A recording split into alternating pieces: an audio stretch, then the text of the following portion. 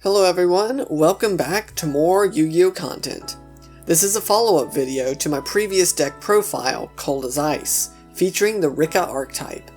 I wanted to keep that video short, so I decided to put the combos and test hands into its own separate video, i.e. this one. So if you haven't seen my profile, please check that out first. Now, I'm going to assume you've seen it and know what cards are in the deck. As stated previously, the deck as a whole focuses on controlling the game state and outgrinding our opponent. It does this by setting up a few negations, a few interruptions, and a few deadly traps. Being a heavy trap-based deck, we're definitely looking to go first. Now let's take a look at a couple of the basic combos that we should be aware of. This first combo assumes you open a Rikka Petal and either Snowdrop or Mudan. Start by summoning the Petal and searching for either Snowdrop or Mudan, whichever one you didn't already have in hand. Then use Snowdrop's effect to tribute the Petal and drop both Mudan and herself. This will trigger Mudan's effect to search for a back row. Depending on what else is in your hand, you'll either want Sheet or Tranquility. Sheet is a form of interruption, while Tranquility is a recovery option for solidifying your board on the following turn. Next, we can use Snowdrop to copy some levels. We can either go into Kanzashi or Teardrop. Teardrop is a great form of interruption, but if we have more extenders in hand, Kanzashi may be the better play since we can end up generating more advantage overall. Our next combo uses 1-for-1 to get an Evil Thorn on the field. The best targets to pitch off of this spell's cost are Spore, Rikka, or a Traptrix monster, as they're all useful in the grave. Use Evil Thorn to burn your opponent and bring out 2 more. Now we can link these into Jasmine. We still have our normal summon, so bring out a monster into one of Jasmine's zones and use her ability to tribute it. I like to go into Lonefire Blossom and use it to go into another monster. This serves 2 purposes. 1, it thins the deck a bit more, and 2, it allows us to summon the monster in attack position, seeing as how Jasmine's summon forces the summoned monster into defense mode only. From here, I like to have Lonefire go into Mardel, so we can search for boss stage. This allows us to summon Harr at the start of our opponent's turn. Having a 3000 defense booty, a field full of tokens, and indestructible Jasmine and Mardel, it's going to be hard to break through. Not only that, but Harr can deny a resource if our opponent tries to search or draw a card. Also, he's a one-time Omni-Negate. Things would be looking pretty well going into our second turn with a board like this.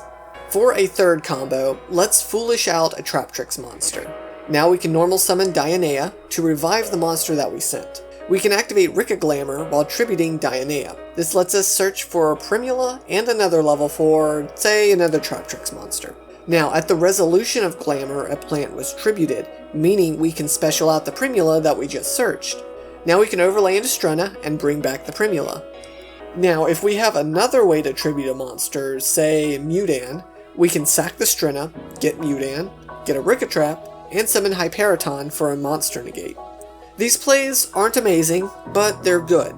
They're also in a vacuum, which means it's assuming our opponent has no interruption of any kind. So let's see what some of our opening hands may actually look like. Time to hop onto Edo Pro. Alright, let's lead things off with a good old 1-for-1 in this opening hand. It's also nice to see that we have a Primula in our opening hand because that is a great extender, as well as the Rose Girl. But we also have a perfect card to pitch, Spore. Now let's bring out that Evil Thorn. Now obviously most of these test hand combos are going to assume that our opponent has no interruption because it's simply to show off what our deck is capable of doing. But obviously you gotta be wary of certain things. For example, that Evil Thorn there, ashing it is really bad. They could imperm on the summon so that he's just stuck out on field, not able to do anything.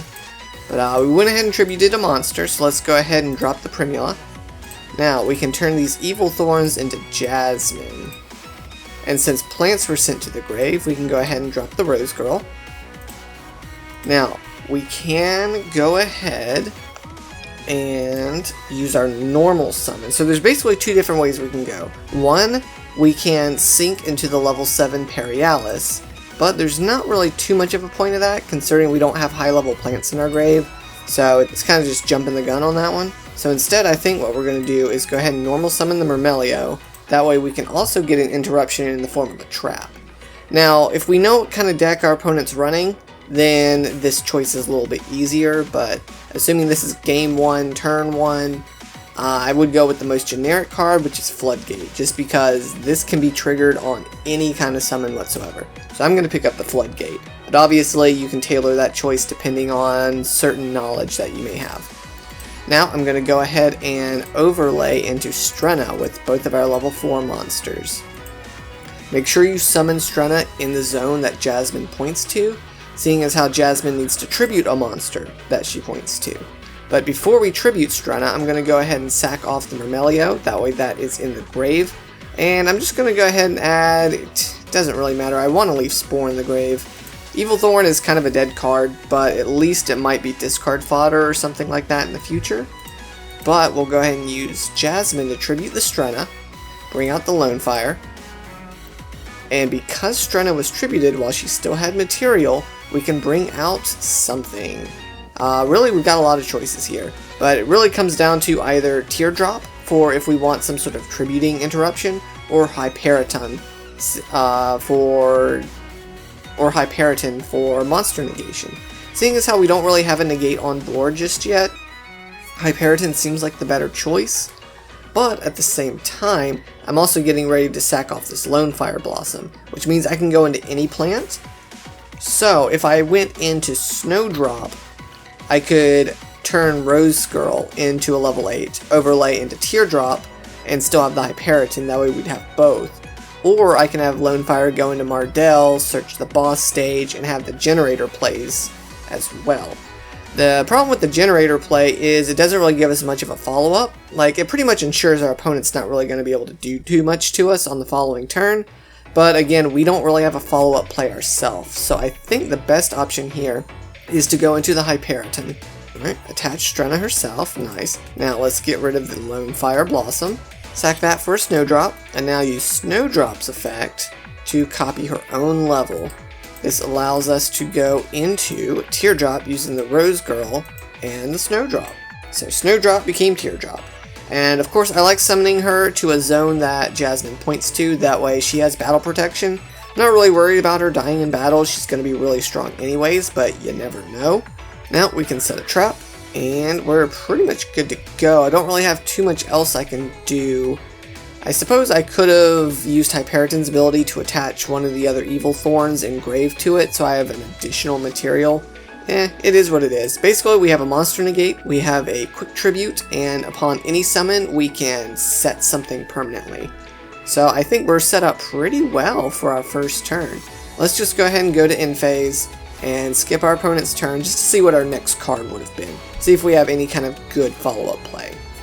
Okay, so at the very least, we could normal summon the Evil Thorn, go into a Link Karibo, that way we have some kind of battle shenanigans we could go for. We could also summon the Spore, which would... what options for levels do we have? We could banish a Primula and have him come back as a level 5. Or we could banish a 3. Yeah, I don't think the levels are really going to help us here. Basically, we could just quickly bring back the Spore and tribute it off with Jasmine, and then that could actually be a good secondary play now that I think about it. Either summon the Evil Thorn, or use Spore's effect to bring itself back, use Jasmine to tribute into the Mardel, and then go for the Generaider package. Because after the first round of negation and tributing that our first turn provided, following that out with the Omni Negate of the Generaider package should put our opponent on very low resources, if they had any left at all. So that's a pretty good setup. I really like this first test hand, but let's go ahead and try another one and see what we get. Alright, so I was actually kind of hoping I would get a hand like this. Obviously, Harr being in our opening hand is a bit of a brick. Ideally, he would still be in the deck so that we can summon it off of the boss stage. But, it is what it is. So we do have a Primula as an extender, which means we can drop her assuming the Lonefire goes off. So let's go ahead and do that. Summon the Lonefire, sack for, usually like 9 times out of 10, I always go for Evil Thorn off of the Lonefire, especially turn 1, just because I really want those extra bodies on board. And of course that early burn damage is really nice. So go ahead and drop the Primula. Use Evil Thorn's effect. Pew pew. Now, at this point, do I really want to go into Jasmine? I'm not really sure if there's much of a point in doing that. I don't have much of a follow-up play, to be honest, so I think the best case scenario would be to just go to Jasmine, because Cularia's effect only triggers off of a whole trap, and the only trap we have access to right now is evenly matched, so that's not going to work. So let's go for Jasmine. Gonna have to tribute off of these ones because I need to tribute a monster that Jasmine points to, so that's my reasoning there. I'm going to get rid of the Evil Thorn, go for a Lonefire because it's a good way of shortcutting the deck. Sack itself off, and let's go ahead and go for the Mardel, just because our Generaider package is already kind of shot. We might as well get the most of it now while we can. In this particular case, I think the best choice might be Mudan, just because I want to get as much advantage as possible. So we can go ahead and drop the Mudan into a zone that Jasmine points to so she has battle protection. And now that Mardel is spent, we don't really need her. Mudan can fetch us either Interruption or further extenders. So we could go into Glamour. If we picked up a Glamour, what would we grab? We could theoretically pick up a Snowdrop off of that. And if we tributed the Mudan off of the Glamour activation, not only would we get Snowdrop, but we could also fetch Hellbore that way. And then we could use Snowdrop to pitch Jasmine and then summon Hellbore and Snowdrop, which would go into Teardrop. But honestly, that would be as far as our plays could take us, because we'd have Teardrop for Interruption and we would set the evenly match. And that's it. We really don't have much we can do. So I think at this point, just playing it slow and steady and trying to focus on a follow-up play is really the move to go for here. So in this particular instance, I think I would go for Tranquility. That way, if something happens to our Rikkas, we have the ability to revive some back at the end of our opponent's turn. That way we at least have some monsters to work with on our following turn.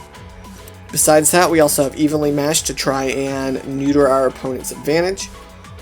Yeah, so a much slower start here, which is to be expected when you open a brick.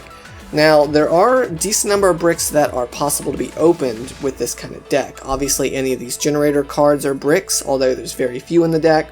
If you draw too many Traptrix, they can be bricks, because almost all of our Traptrix get most of their advantage through a normal summon, and obviously you only get the one normal summon per turn.